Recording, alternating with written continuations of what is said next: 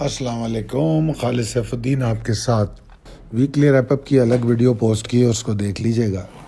اس video میں ہم strategies, حالات اور ان تمام چیزوں پر بات کریں گے جو بہت سارے سوال جو گروپ پہ میں نے آپ لوگوں کے دیکھے اور بہت سارے میسیجز اور ایون ٹیلی فون کالز بھی میرے پاس آئیں، ان کو ڈسکس کریں گے۔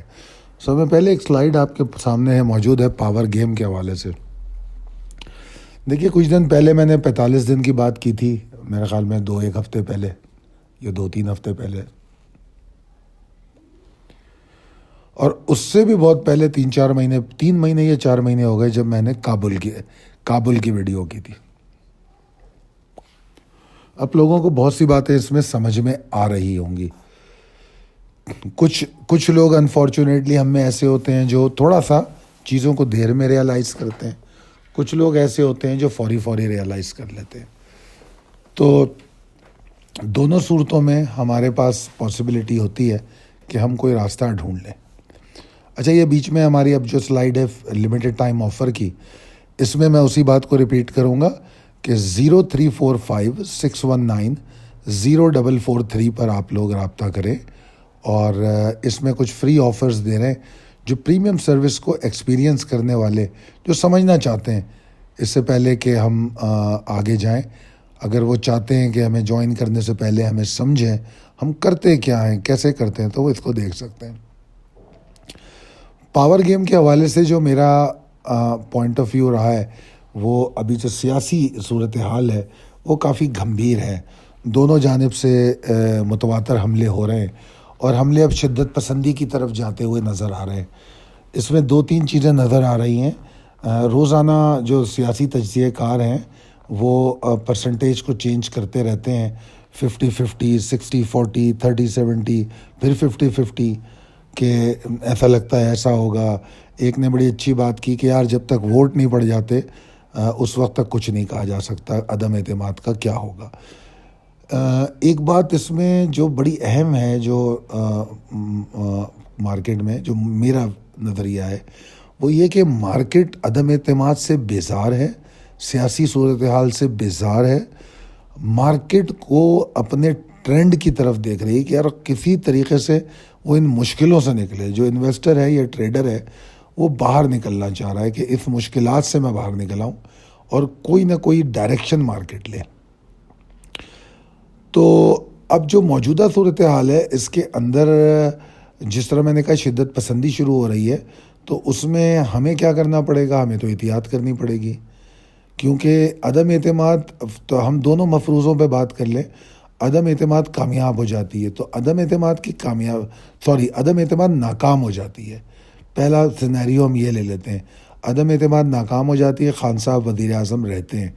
ایسی صورت میں خان صاحب تو جو کریں نہ کریں وہ تو نہیں پتہ، ویسے تو وہ کہہ رہے ہیں کہ اس کے بعد میں بڑے گیم کھیلوں گا، لوگوں کو اندر کر دوں گا، یہ کر دوں گا، وہ کر دوں گا، مگر ساتھ میں یہ بھی نظر آ رہا ہے کہ جو اپوزیشن ہے عدم اعتماد کی ناکامی کی صورت میں وہ واپس نہیں جائے گی، وہ مزید ان کے پاس پلان بی موجود ہے جو بڑا واضح نظر آ رہا ہے، اور وہ پلان بی جو ہے وہ شدت پسندانہ رویوں پہ پوائنٹ کر رہا ہے۔ یہ تو ایک بات ہو گئی۔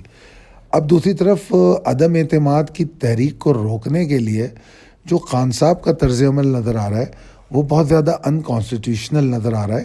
اس کی پہلی مثال یہ ہے کہ باوجود نوٹس آف الیکشن کمیشن کے وہ دیر کا جلسہ کرتے ہیں، جو کہ ایک clear violation of the notice ہے، اور اس کے بعد پھر ان کو ایک اور سرو ہو جاتا ہے پیپر کہ آپ جو ہے 14 مارچ کو پیش ہو جائیں۔ اب وہ 14 مارچ کو پیش ہوتے ہیں یا وکیل کو بھیجتے ہیں، اس کا بعد کیا ہوتا ہے وہ یہ دیکھنے کی بات ہوگی۔ اور یقیناً خان صاحب کا جو طرز عمل نظر آ رہا ہے وہ پیچھے ہٹنا نہیں چاہ رہے، اور ان کی سیاسی شہادت کی وہ کوشش کر رہے ہیں۔ اور میرا پرسنل نظریہ یہ ہے کہ جو قوتیں ہیں پاکستان میں جو سب میں زیادہ اثر انداز ہوتی ہیں حکومتوں پہ، وہ قوتیں پاکستان کو کسی انارکی کی طرف جانے نہیں دیں گی۔ اس سے پہلے وہ کسی نہ کسی نتیجے پر پہنچیں گی، اور وہی خان صاحب کا ٹارگٹ نظر آ رہا ہے مجھے کہ کوئی ایسی صورتحال پیدا کی جائے کہ جس سے ان کو سیاسی شہادت مل جائے.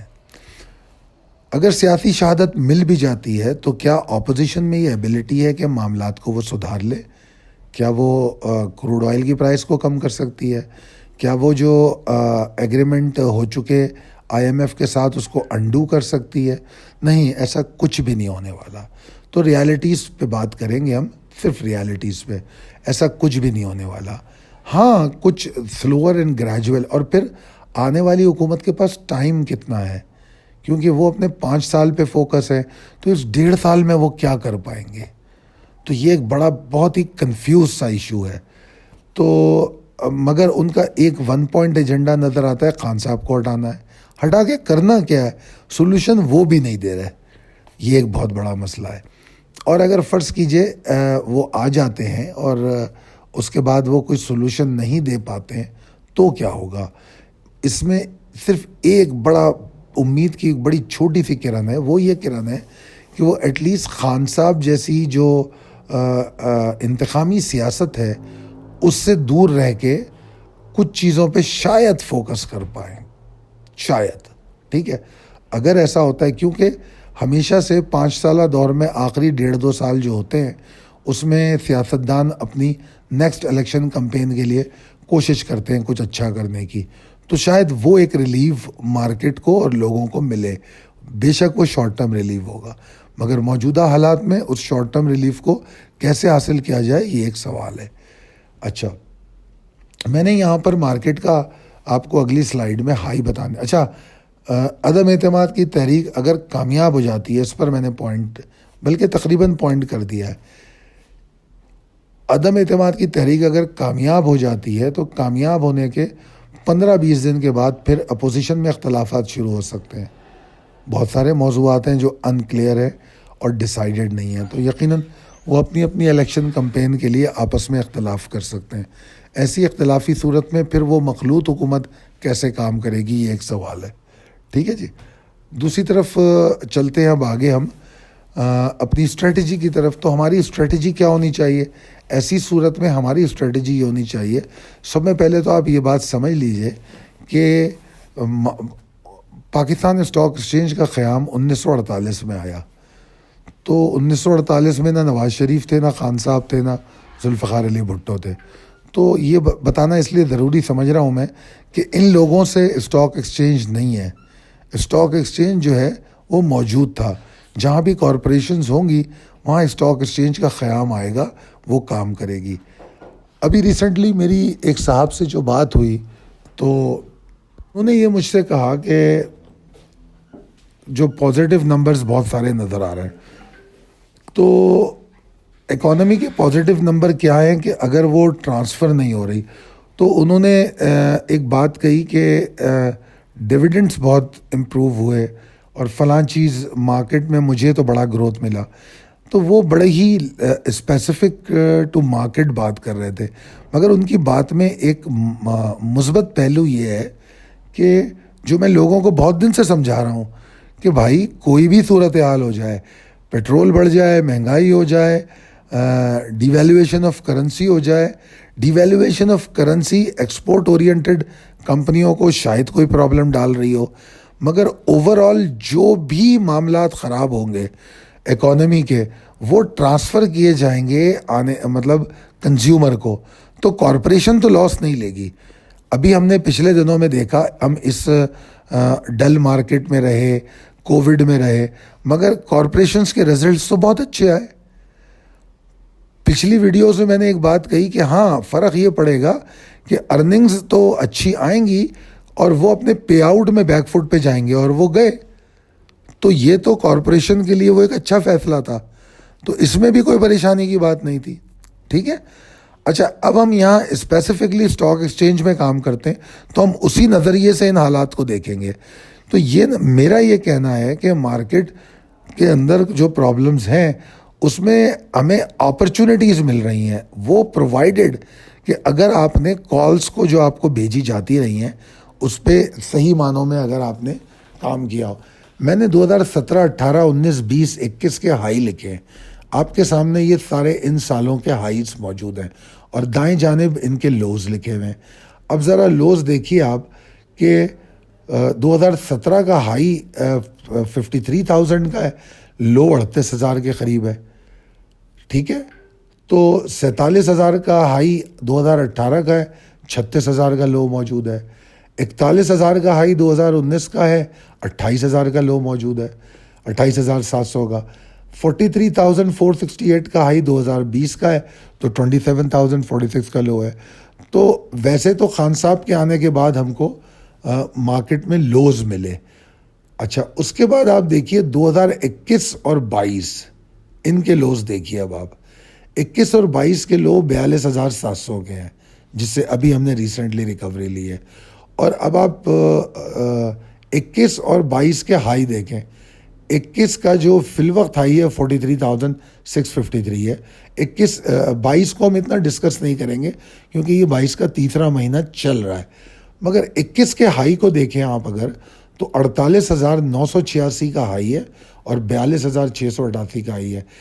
اگر آپ کمپیئر کرنے جائیں 18 19 بلکہ 17 سے کر لیں, 17 18 19 20 کے لو سے, تو ہمارا لو امپروو ہوا. ٹھیک ہے, اور اگر آپ 18 19 20 کا ہائی دیکھیں تو 21 کا ہائی اس سے امپروو ہوا.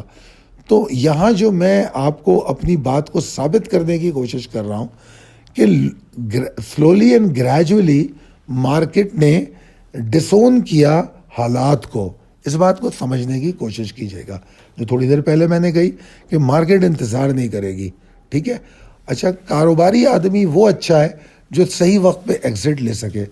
پچھلے دنوں میرے پاس کچھ لوگوں نے مجھے بڑی اچھی میسج بھیجے, آڈیو بھی, اور مجھے فون بھی کیا, جس میں انہوں نے کہا کہ خالد صاحب آخر ہم نے ایگزٹ کرنا سیکھ لیا.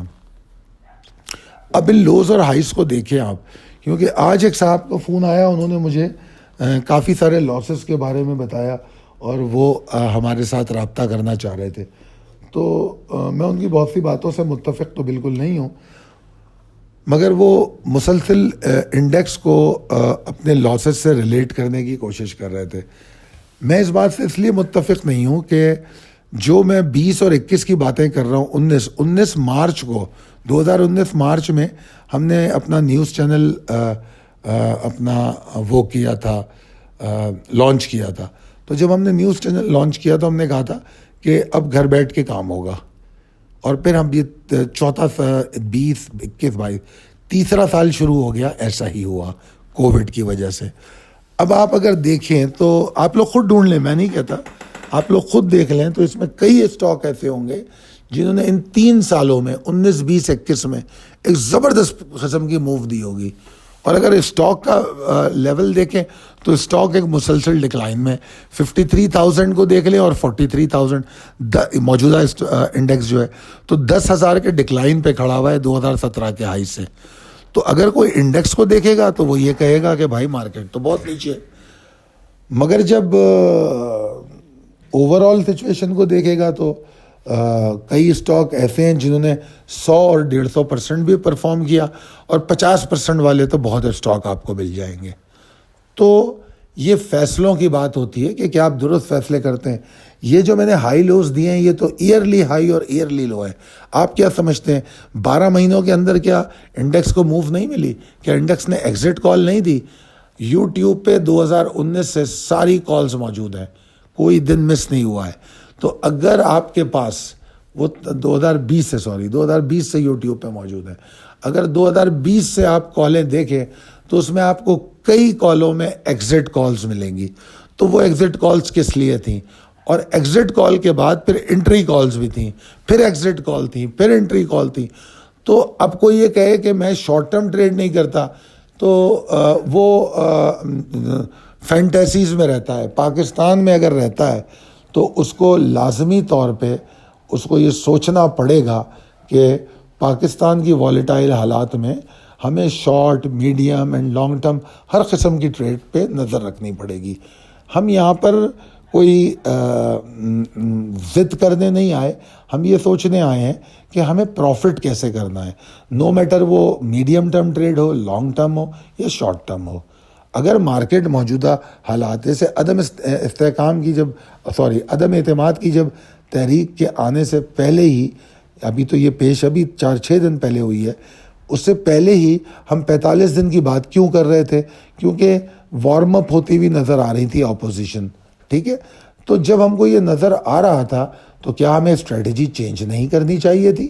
ہمیں بالکل چینج کرنی چاہیے تھی۔ اب اگر ہاتھ میں مال لے کے بیٹھے ہوئے ہیں تو اس کو اپنی غلطی تو تسلیم کریں۔ اس کا اگر الزام آپ عدم اعتماد پہ تھوپنے کی کوشش کریں، ملک کے حالات پہ، یوکرین کی جنگ پہ، تو میرے خیال میں غلط ہوگا۔ یوکرین کی جنگ کو تو ظاہری بات ہے ایز اے ٹیکنیکل اینالسٹ میں بھی نہیں پریڈکٹ کروں گا، ٹھیک ہے؟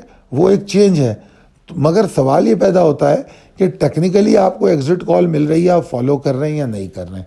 اینی ویز، اب یہاں پر میں نے ایک بات جو سمجھانے کی کوشش کی ہے سلائیڈ میں نے اس میں لکھا ہے کہ یہ بہادری کیا ہے؟ خوف کا نہیں ہونا صرف بہادری نہیں ہے، ٹھیک ہے جی؟ بہادری تو وہ بھی ہے کہ آپ کھڑے رہیں۔ آپ اگر انسان اس میں اگر آپ کو یہاں مثال دوں، ہمارے پیارے نبی کو بھی ایک جنگ میں پسپا ہونا پڑا، اور اس کے بعد پھر ایک آیت بھی اتری، اور جس میں اللہ تعالیٰ نے نبی سے کہا کہ تم غمگین نہ ہو، اس کے بعد تمہیں بڑی جیت کی خوشخبری سناتے ہیں۔ اور اس کا مقصد یہ تھا کہ اس ہار میں جو غلطیاں ہوئیں اور جو حکمت عملی کی پرابلم آئی، اور کہا کہ اپنے جتوں کو دوبارہ سے جمع کرو اور پوری طاقت کے ساتھ حملہ کرو، اور پھر وہ جنگ ہم نے بہت بڑی کامیابی کے ساتھ جیتی۔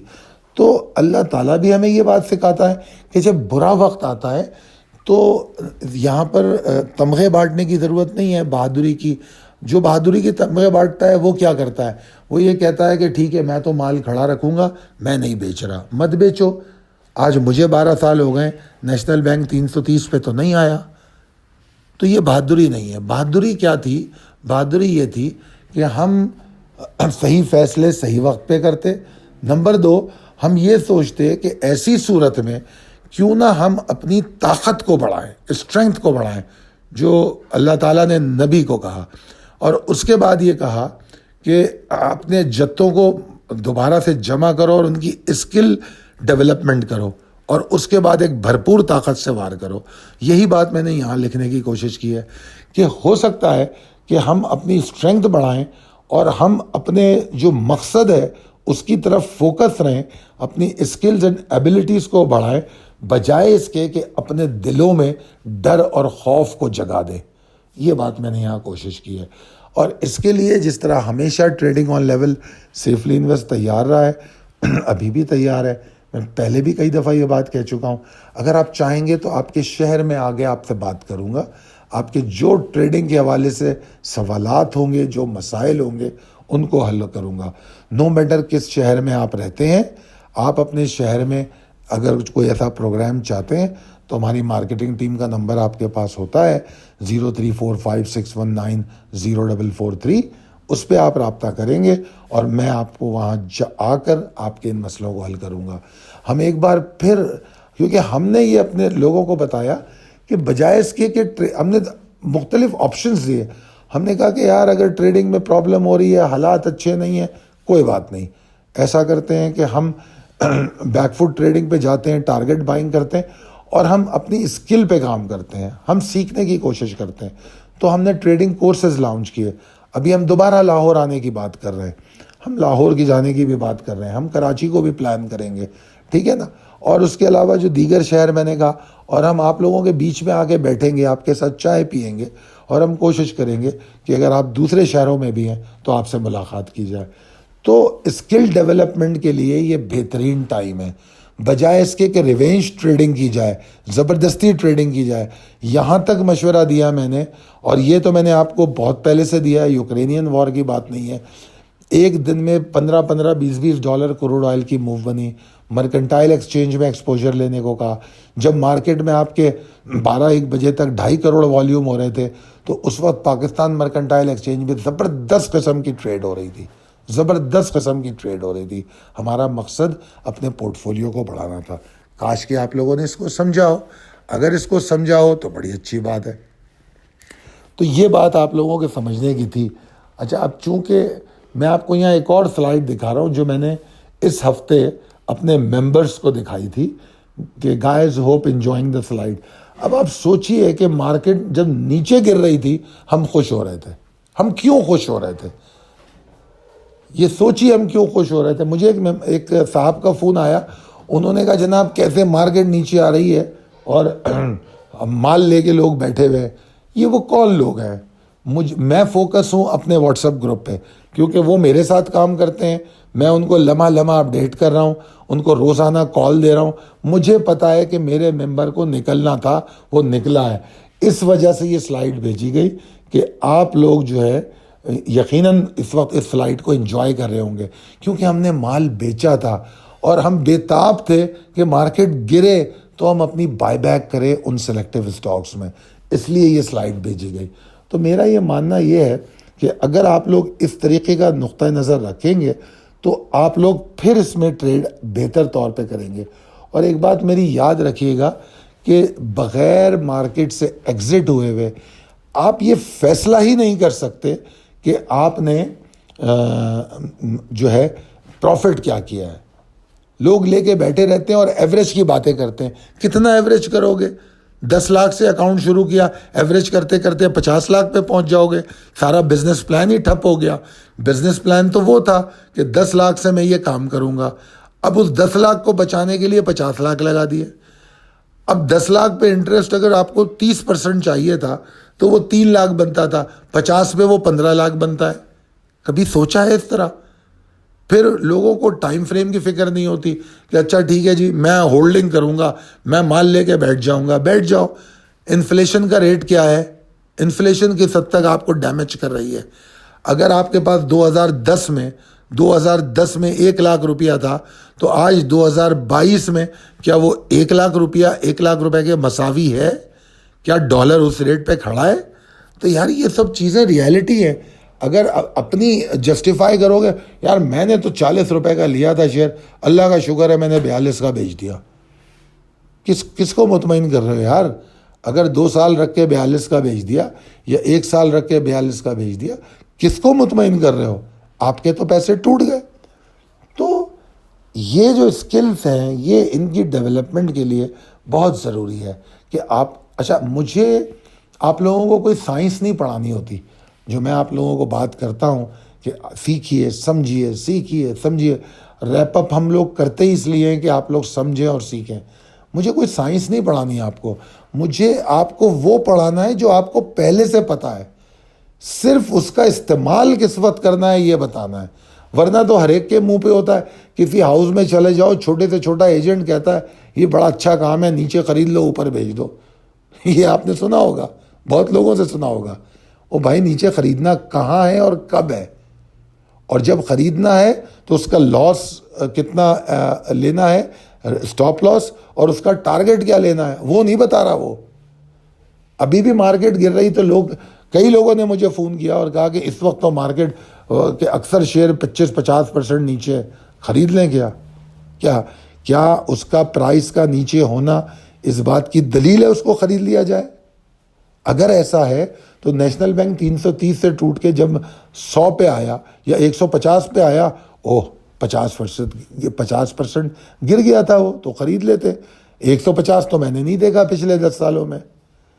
اگر 50% گرنا اس بات کی ضمانت تھی کہ خرید لو تو پھر خرید لیتے.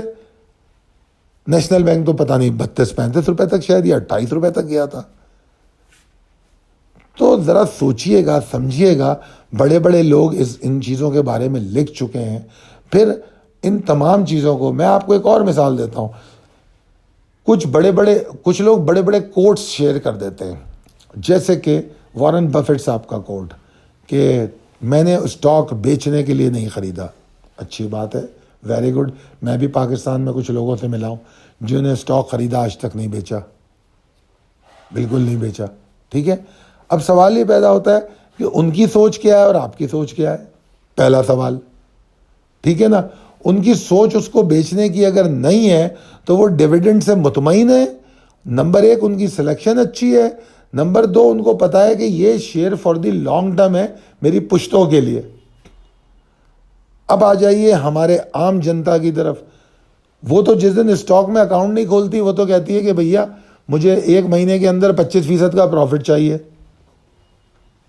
تو یہ کہ وہ لوگ ان کے ساتھ چل سکیں گے؟ اور میں نے بڑا سمپل بتا دیا کہ 10 سال میں نیشنل بینک 100 روپے کے اوپر نہیں گیا، ٹھیک ہے، اور جو ڈیویڈنڈ اور بونسز پہلے بینکنگ سیکٹر دیتا تھا وہ بھی اس لیول پہ اب پچھلے کئی سالوں سے وہ نہیں دے پا رہے۔ شوکت عزیز کے دور کے بعد چیزیں بینکنگ سیکٹر میں کافی نیچے آتی چلی گئی۔ تو لہٰذا اس طرح کی باتوں سے اپنے آپ کو جسٹیفائی مت کیجیے، جسٹیفائی اپنے آپ کو اپنی نیٹ ایکویٹی سے کیجیے۔ آپ کھڑے کہاں ہیں، آپ کا پاس کتنے پیسے تھے، اس میں اضافہ کتنا ہوا، اس میں سے انفلیشن کو مائنس کرنے کے بعد کتنے پیسے بچے، وہ پروفٹ ہے آپ کا۔ تو بہرحال ان چیزوں کو دیکھیے گا، سمجھیے گا، سوچیے گا۔ تو اگر آپ لوگ انٹرسٹڈ ہوں گے تو میں انشاءاللہ تعالی ضرور آپ کے شہر میں آؤں گا۔ لاہور تو میں آ رہا ہوں، کراچی کا بھی میرا پلان ہے، اور باقی دوسرے شہروں میں بھی۔ اگر لاہور کے ٹرپ کے دوران پنجاب کے کوئی شہر انٹرسٹڈ ہو تو بھی ہم سے رابطہ کر سکتے ہیں۔ ہم کوشش کریں گے لوگوں سے جتنا مل سکیں اور ان کو جتنی اویئرنیس دے سکیں، چاہے وہ پاکستان اسٹاک ایکسچینج کی ہو یا پاکستان مرکنٹائل ایکسچینج کی۔ بہت شکریہ، انشاءاللہ تعالیٰ پھر بات ہوگی۔ اللہ حافظ۔